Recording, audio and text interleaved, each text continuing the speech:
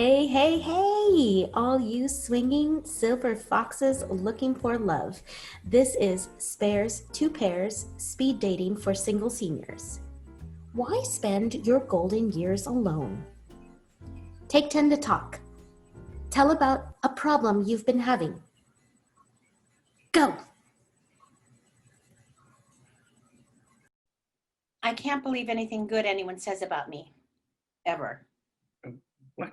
Oh, that's the problem you're having. Yes. Well, it could be worse. Well, of course, I didn't say it was the worst problem in the history of humankind. We were supposed to tell about a problem we're dealing with, so I did. Uh, True enough. So, So, okay, well, are we finished? they gave us 10 minutes to chat.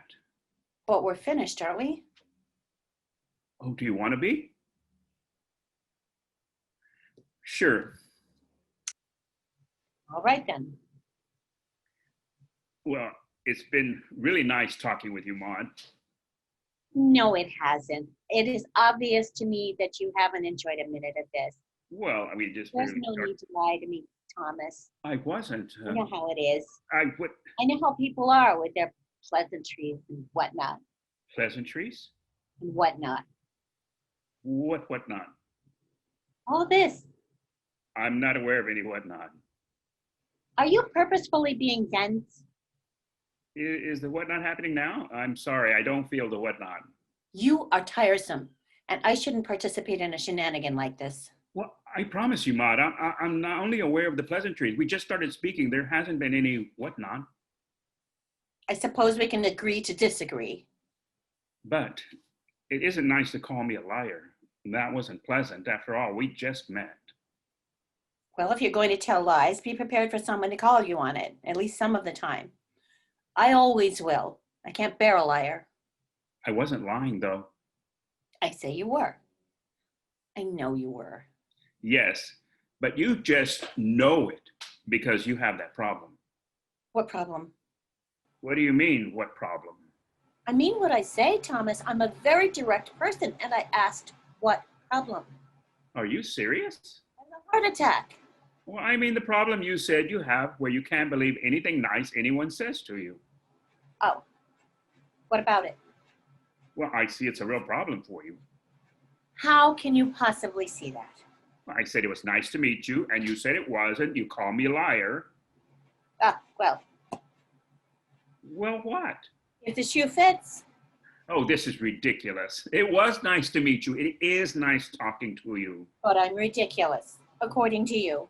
Please, just... You deny you called me ridiculous. No, I just said it 10 seconds ago. I'm not an imbecile. And I don't take you for one. I was only trying to say that you're being, the way you're acting right now is ridiculous, not you yourself.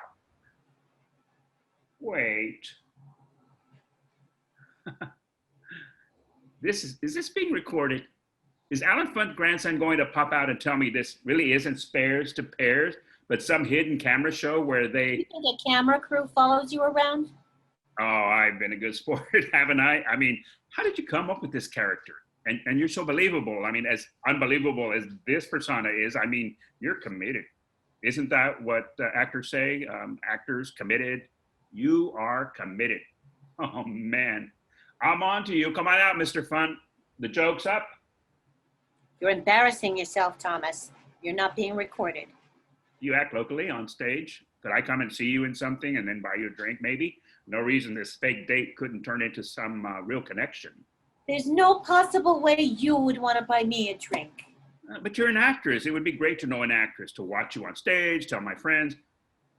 I knew you were too beautiful to just be here looking for a date. Why are you so unkind?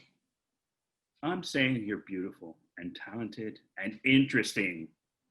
Do you sit around at home in the dark, no doubt, thinking of ways to hurt people you don't even know? Oh, so this is how you really... I'm sorry. Oh, fantastic. This is how I really am. Don't try to hide it. That's what you were going to say. I'll have you know that if I were to go on the stage, I'm certain I would fail. And it would be cruel of you to rub that failure in my face, asking if you could come and watch me work as though I'd done something worthwhile, when all along I was just an ugly failed actress with no hope. I see it now. What do you see? The whatnot. It isn't pleasant anymore. We've moved into the whatnot. As I predicted. It's not fair to call this a prediction. You didn't predict it, you enacted it. I was happy to talk to you at first. What's your problem? Oh, I guess that's fair. A problem I've had to deal with. Well, I would say that my problem is that I met this woman.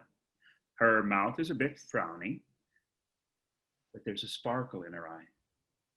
Something indefatigable. If you don't mind an old-fashioned word, something indefatigable about her that drew me to her.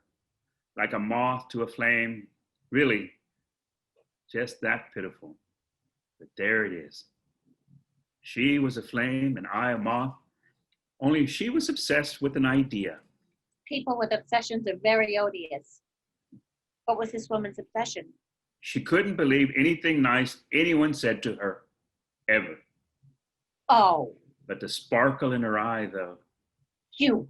And underneath, I could tell she was delightful, but she wouldn't let herself be. I know a liar when I see one after all. The more she felt, the more her eyes sparkled. My eyes have never sparkled, not even for 1 second. Liar. How dare you call me a liar? Do you have a mirror, madam? Are you gazing into it? No, you are not. It is I who am looking into your eyes right now, at this very moment. And I tell you, they sparkle. They sparkle like fireworks, glitter like diamonds, glow like orbs of crystal shining out of dark, cavernous emptiness. It's true. I'm empty. You're very honest for a liar. Maude, you want to know what your problem really is? What would you know about it? Your ears are broken. Broken. There's nothing wrong with my ears, except they're too big, which is no doubt unnecessary to point out to you. Then what is it? Your ears are perfect. I have tried to be pleasant. I'm genuinely interested in you, but you refuse to hear a word I'm saying. Oh, I hear you. You think I'm ugly and a failed actress. You've hated every minute we've spent together. And when you look in my eyes, you see an abyss. If this is your version of pleasant, I'd hate to meet you in a bad mood. May I make a confession to you? At last, you want to tell the truth. Absolutely. By all means. I knew this wasn't a hidden camera show. I was trying to be funny. Pathetic. I noticed you for the past 3 months. I first saw you in the courtyard in June. I've got a friend there, Arnold, and we were headed out to the gym when I caught sight of this striking woman. You took my breath away. I didn't. I know, not a difficult task at my age, but still. You were beautiful. You were standing looking at a plant, a viney type thing growing all over a trellis in the courtyard. You were studying it intently.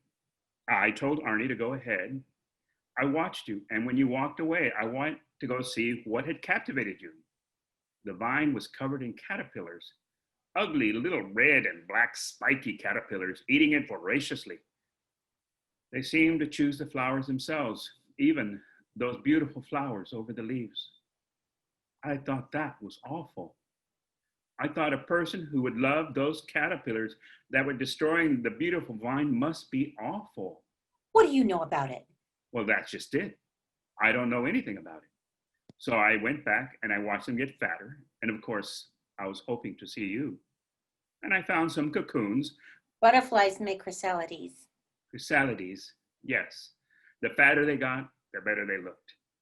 They stopped seeming ugly to me. And then I saw one just out of its chrysalides. Singular. Chrysalis. Thank you. It emerged from its chrysalis. And it was beautiful. And then I noticed that the vine was putting out new shoots. The caterpillars weren't hurting it at all. And I realized the little orange and white butterflies were only there because of the vine. And I thought, you have to appreciate all of it. You can't appreciate just the butterflies. Insightful for someone so dense. And that made me realize you were, had to be. a very special person. To see that the butterflies had to start out as destructive little worms, monsters even, to grow to be beautiful. I've been trying to meet you ever since. So you don't mind the destruction? Not at all. I guess destruction is like whatnot. It makes room for new growth. They're called Gulf fritillaries. Fritillary. That's a perfect name. That sounds like a butterfly. The vine is their host plant. Those caterpillars can only eat that. It's called a passion plant, a passion vine. It's beautiful. Passion is beautiful. Are you trying to say you think I'm passionate? Somehow someone got their ears fixed. All right, kids. Time to move along or maybe take your partner on a date. My ears were never broken. They're so large, in fact, they improve my hearing. But they do stick out. There's no need for you to drag me through the mud about it. I know I'm hopelessly flawed.